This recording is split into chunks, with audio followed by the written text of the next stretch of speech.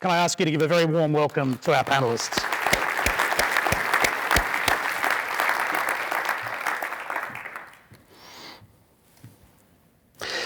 Now, we're very fortunate to have assembled such a wonderful group of industry experts who bring extraordinary experience.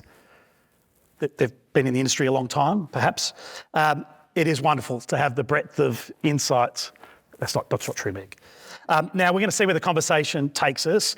I'm going to throw questions to the panellists. It's not expected that each panellist will contribute to obviously every answer. So as I said, we'll just bounce around and see how we go.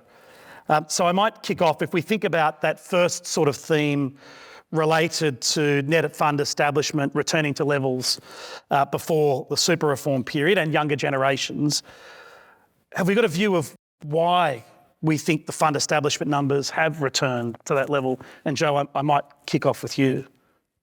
Yeah, so I think that what we've really seen over the last few years is a real increase in the visibility of SMSFs and accessibility. So I think, Tim, you referred to kind of that COVID period where we saw a real jump in the level of millennials and Gen X driving new fund establishments. And that has certainly continued. So while we are seeing the average age of SMSF members rising slightly, there's no doubt that the younger generations are really attracted to the, the marketing and the SMSF, I guess, story and vision of more control of their super. Thank you, Jo. Peter, maybe you're sitting next to Jo. I might throw to you. Yeah, sure. I absolutely agree with Jo. I think, there's been a lot of high quality research released over the last few years. We've seen the Class benchmark report today. And that research, I think, has really challenged some of the norms and some of the, and changing the narrative around self-managed super funds. So we've seen some research around how much it costs to operate a self-managed super fund. We've seen research around, the minimum amount of capital that you need to achieve returns comparable with larger funds. We've seen research on the performance of the sector compared to the Apple pumps. I think that's all playing a part in changing the narrative. Of course, in December last year, we saw ASIC come out and make changes to the information that they have on their website around self-managed super funds, doing away or removing reference to the $500,000 figure that they had previously said was what they thought people needed to have a self-managed super fund. So, I think the research has played a part in that. I think the other thing is that one of the lessons I think we've all learned over the last 2 decades on the growth of the SMSF sector is that we shouldn't underestimate for clients when managing their affairs that the power and appeal and the value that they see being in the driver's seat. And we know that not everyone has those aspirations, but the research also tells us that a significant portion of the population does have that aspiration, either now or sometime in the future. And I think technology is playing a major role in allowing more superannuation fund members to step into that driver's seat. So I think that's, technology is also important. Thank you, Peter. Josh, I might throw to you with a unprompted. Peter referenced the removal of the ASIC reg guidance. I know that you and Meg and many of our administrators work with a lot of advisors. Have you had any insight or feedback from advisors in relation to their response to the ASIC reg guidance, or do you think that's still sort of working its way through?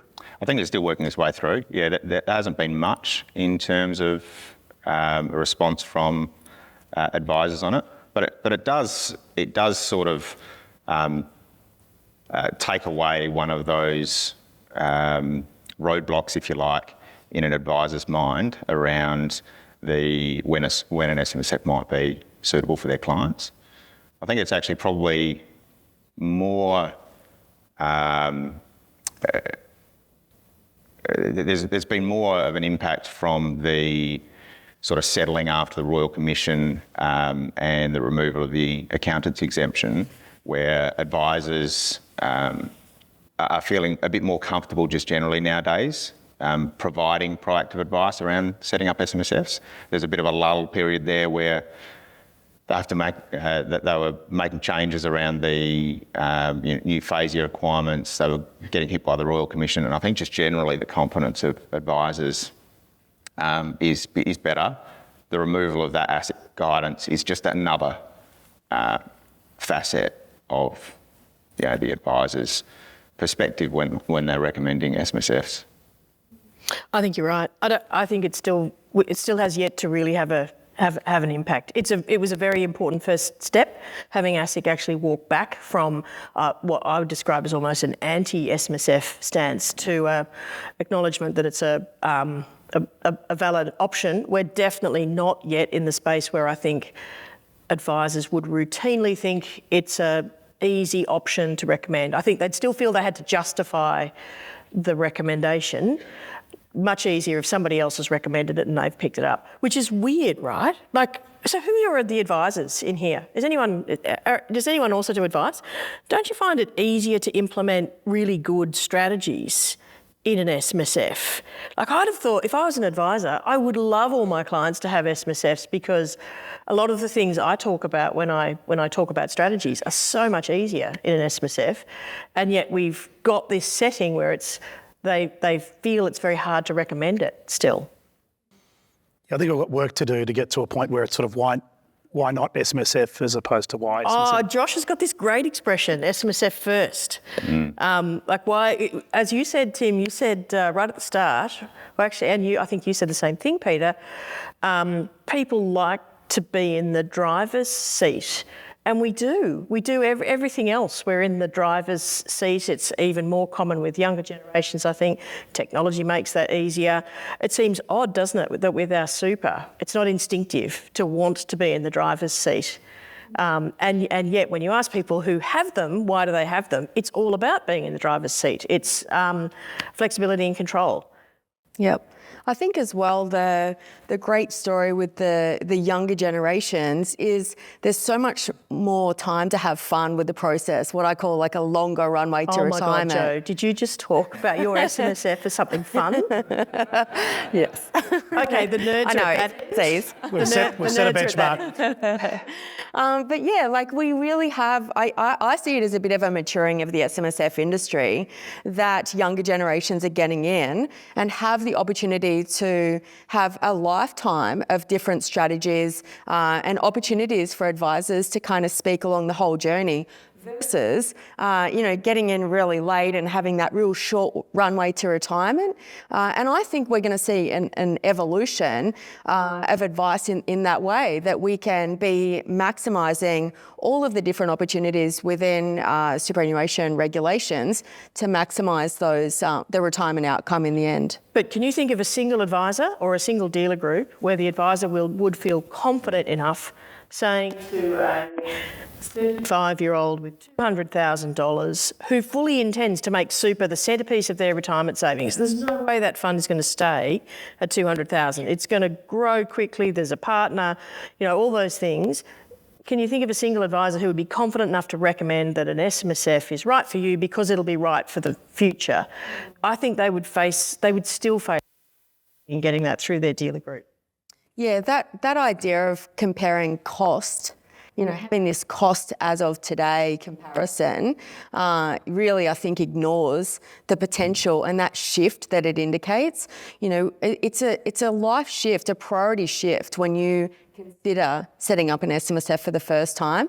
And that's why that cost comparison, assuming that nothing changes, kind of creates...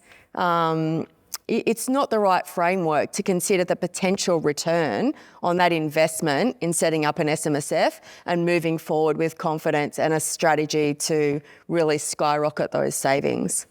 All right, I'm still here. But doing a fantastic job, self-facilitating. Some might say I've lost control, but I'm going to move on. I actually did ask for that. I threw another question in, so it's part of 1A and B. But I think we've also touched on some topics that will come up in some of the other questions if I ever get to them. So I might throw this question to you, Meg, if that's all right. So I thought I'd just got in trouble. Not at all. This is exactly the riffing that we were looking for. Have you got a view on how the proposed introduction of the $3 million cap might affect the establishment of SMSFs going forward? So I think it'll have a lot of impact on the people affected who already have one, but I don't think it really impacts establishment at all. I don't think very many people go into an SMSF assuming they and their spouse will have $3 million each, or they may aspire to do that, but I don't think that's where they are when they start. I think in your data, in your benchmark report, some enormous proportion, like 70% of class members, I think, have less than $1 million. So they're obviously seeing high value in an SMSF well short of the $3 million cap. So I think that the $3 million cap is not to be sneezed at. It's definitely a thing, but I don't think it's going to change establishment much. All right, thank you, Meg. I might jump on to the next question, and we've touched on this to some extent already.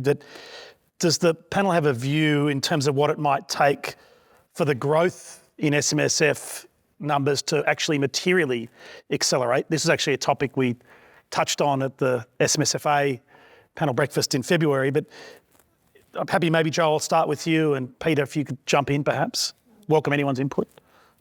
I think reflecting on Meg's comments around confidence in advice and getting really clear so that we know who can give the advice, and that also potential new SMSF members know who to go to for that advice as well. So I really think it comes down to us leading the way and having a strong voice as to what that should look like so that confidence rises in that side of things.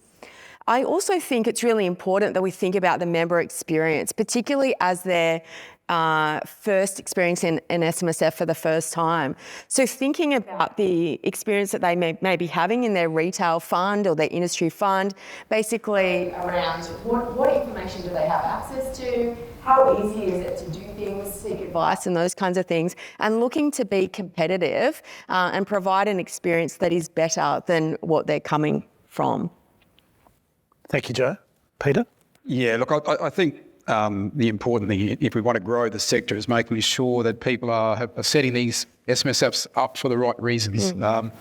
And we have to get that right. If we get that right, then the sector will continue to grow. What worries me is that the number of SMSF trustees who are being disqualified. If we look at the last income year, it's increased from 251 to 765. So, the ATO is disqualifying a lot more trustees now than they were. And I think we have to look into that, and we have to pay attention to that, because if we don't get this right, there's always the risk that the regulators will step in and impose new barriers on people setting up self-managed super funds, which will ultimately stifle the growth of the sector. So, from our perspective, it's all about making sure that prospective SMSF investors have access to quality information, high quality information about self-managed super funds, and they have access to high quality advice about self-managed super funds. We would like to see more advisors stepping up to become specialists in this area. We'd like to see more advisors holding our designation because we think that makes it easier for consumers to find high quality self-managed super fund advice. And we think that's important for the sector to continue to grow. Thank you, Peter. Meg, is there anything, or Josh, anything you wanted to add on that one? I think we first have to ask the question, who's actually setting up the SMSFs and who's recommending those establishments to the clients, because that's changed over the years from early 2000s, late 90s, where it was all the accountants setting up the SMSFs, adding an entity in the family group entity structure. And then the advisors came in and sort of accelerated that growth of the SMSF industry. Then through the late sort of 2016, 17, 18 period particularly, slowed right down both for accountants and advisors. Now accountants have to be advisors to recommend the establishment, and advisors have been a bit more hesitant over the past few, over that time period, but obviously building up again. How confident are those people in recommending the establishments? Comes back to the question we were discussing earlier. How confident are they? Do they have an in-house SMSF view on the way that superannuation should be structured? And do their dealer groups allow allow them to recommend SMSFs, or do they have particular requirements around that? So working with the people who are actually recommending SMSFs is a great starting point. But I think also the member experience is a really important one, not just the member experience and the advisor experience for those SMSF establishments. How easy is it to set up an SMSF? Well, you know, if you're an accountant that sets up one every month or, a few a year, it could be quite a laborious process and quite laborious, a lot of paperwork for the clients to go through. I remember the first time I set up my industry fund back in the day was my first day on my first job, and I got a one-pager and I filled it out, and I actually think I took it in. I took it into to statewide super. You're not that old, Josh. And handed it. No way. I'm trying. And handed it in, but it was the hardest thing about setting up the fund was the walk 3 streets down to the office of the super fund, and it was a one-pager and it was set up. And I had my member number and it was good to go. With an SMSF, it's not quite like that. And so if as accountants, we can make that process much easier, enabled by technology. And as advisors, if we can have more confidence around the benefits of an SMSF and be better informed when we're establishing or recommending those establishments, I think that sort of works together quite nicely. If I can add as well, when we think about growth, we often focus very much on the new fund establishments, but actually a really insightful thing coming out of the benchmark report is when you look at the fastest growing age segment in SMSF as a percentage of total members, it's the 75 plus. Because so it's indicating they're actually staying for a lot longer. So even if we have consistent new members joining at the rates we have now, we could see a significant uplift in the total number of members and funds just from them staying longer. It is by far on that graph, the fastest growing segment is 75 and over. And I think this is a real indicator of some of the legislative changes we're seeing that is really engaging members in that retirement, like very close to retirement, and actually quite a bit longer down their path of post-retirement. They're actually still actively contributing, and so they're staying.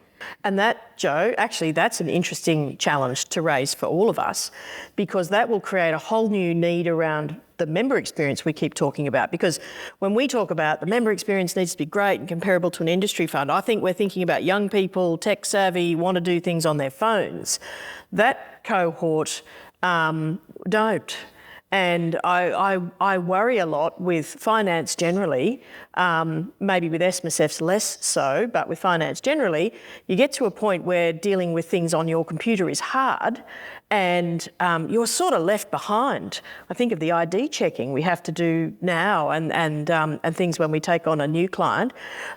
You wonder, don't you, whether we're going to have 2 streams of work on member experience to make sure that the SMSF is still supporting these people. One is on the youngsters who want everything tech enabled, and one is on the at the other end of the spectrum who actually need people because they're. And I look at my own parents, and they're in their 80s.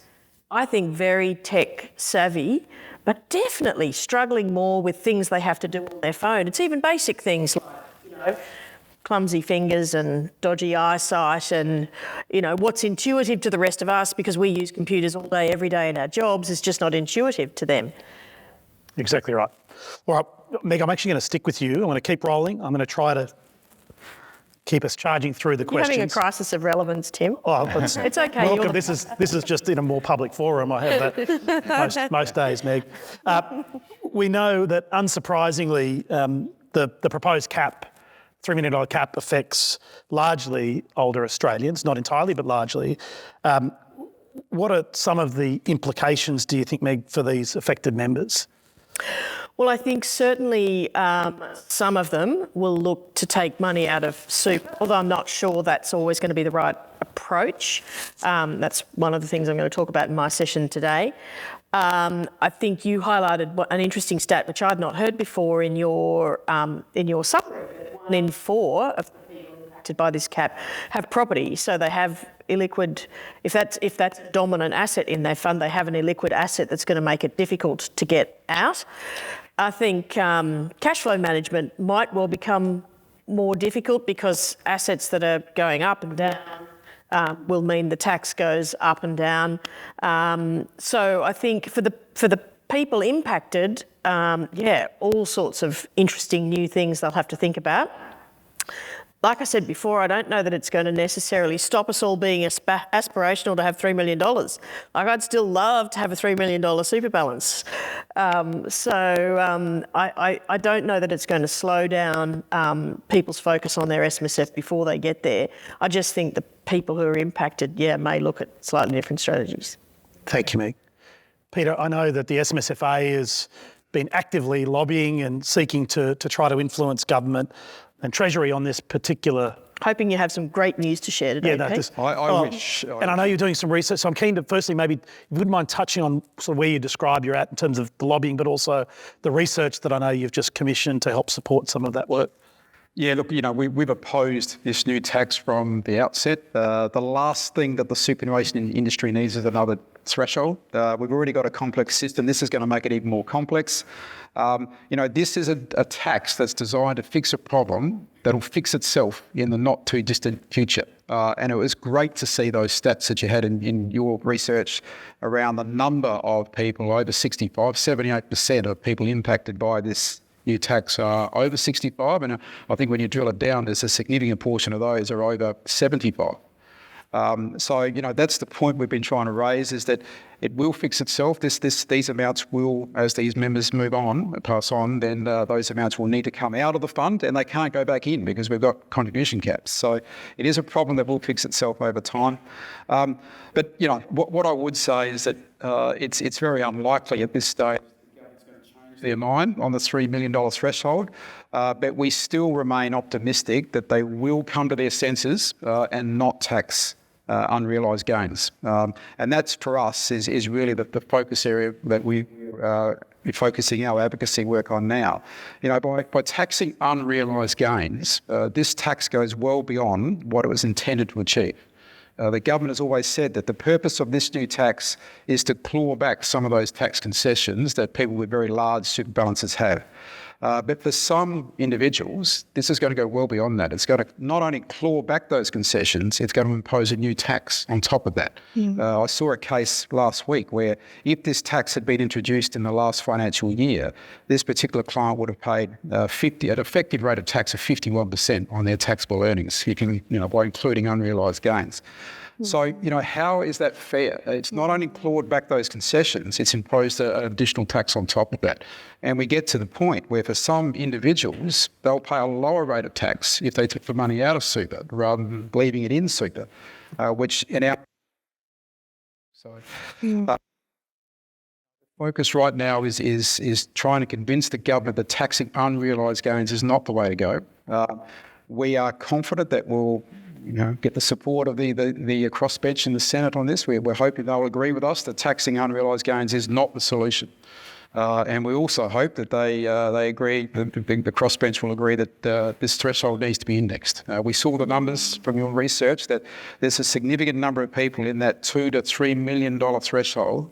If this is not indexed, they're going to be, in the not too distant future, they're going to be paying this tax as well. So forget about this 80,000 number that the government's been saying will be impacted. It will be significantly more than that in the very near future. You mentioned some of the research that we've recently commissioned. We did engage the University of Adelaide to do some research on the impact of this tax on the SMSF sector, particularly interested in the number of SMSFs that may face liquidity problems if this tax comes in. We saw the stats today, 1 in 4 have properties in their SMSFs that are going to be impacted by this tax. We will be formally releasing that research shortly. Class did contribute data to that. In fact, the data sample represents 67% of the entire SMSF population, so it's statistically massive. But what I would say is that whilst the number of SMSFs that would, if this tax had been introduced in the 2020 year or the 2021 year, which is what the research looked at, whilst the number of SMSFs that would have had liquidity issues is in the minority, it's still a significant number. that would have had a tax liability greater than their cash balance. And when you overlay the research from the benchmark report that found 1 in 4 properties, this is going to be disruptive to the SMSF sector, but not just to the SMSF sector. We have a knock-on effect to the small business sector and to the broader community. And I think a point that the government is being really disingenuous about, and they talk about it only affecting 80,000 people. If we agree that it does seem somewhat unfair, tax an unrealised capital gain, it's also saying it's just handing out fair on not too many people and they're all rich. Like that's compromising fairness just because it affects a small number of people who are not going to be vote winners in an election. And I absolutely agree that this concept that simplicity trumps fairness. I challenge that this tax is simple. It's anything but simple, but that's the line that we've been given, that, simplicity trumps fairness. Now, I don't believe, I'm sure we agree on this, that's not the right approach.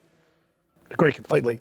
Again, appreciate the SMSFA's advocacy on this, as well as, and I should have given you recognition earlier, Peter, for the great work that you and the association did in effectively getting the removal of the 500K threshold as well for reg guidance.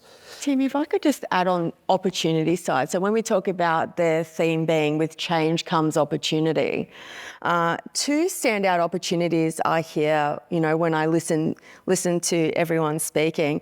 The first one is to ensure that members along their SMSF journey are maximising the tax concessions all along the way. So, if we're looking at something like this and a change that looks to recoup some of those, I see so many opportunities where tax concessions have not been maximised along the journey.